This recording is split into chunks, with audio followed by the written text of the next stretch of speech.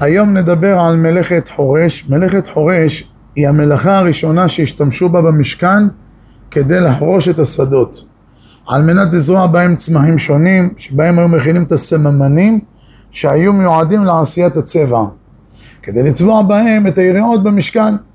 החרישה היא מלאכת הכשרת הקרקע לצורך זריעה או נטיעת עצים, שעל ידי החרישה הקרקע נעשית רכה, רפויה, ובכך היא נוחה לכאורה לטובה לעבודה, מה שנקרא.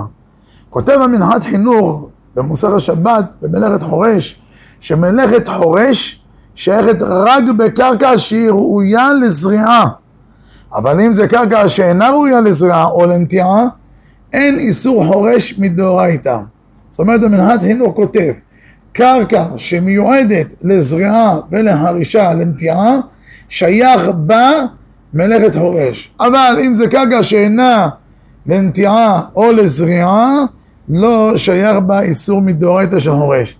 וגם הגמרא בירושלמי אומרת שגם המזבל את האדמה, גם הוא חייב משום חורש. למה? מה הסיבה שמזבל את האדמה חייב משום חורש? כי לכאורה הוא משביח את הקרקע. אדם שמזבל את הקרקע, הוא משביח אותה. ואם אתה משביח אותה, אז גם אתה חייב משום חורש. מה התולדות של מלאכת חורש? אז א', אנחנו צריכים לדעת שאישור קרקע כשיש בה בליטות, זה התולדות, וחורים, כן, השוויית גומות. ב', זיבול האדמה על ידי פיזור הזבל על השדה, כדי להשביח את השדה, גם זה. וג', פינוי אבנים. אם אדם עכשיו רואה אבנים, מסתכל את האבנים שמפריעות לכאורה לחרישה, אז מה הוא עושה?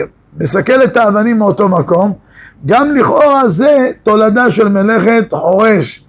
או אם יש למשל, סתם דוגמה נגיד, קוצים שמפריעים להכשרת הקרקע כדי לזרוע בה או לטוע בה, גם במקרה זה נקרא תולדה של מלאכת חורש.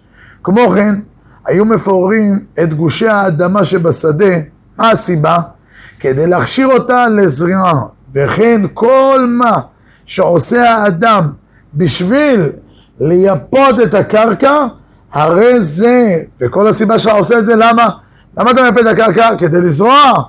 זה נקרא תולדה של מלאכת חורש, וחייב בכך בכל שהוא.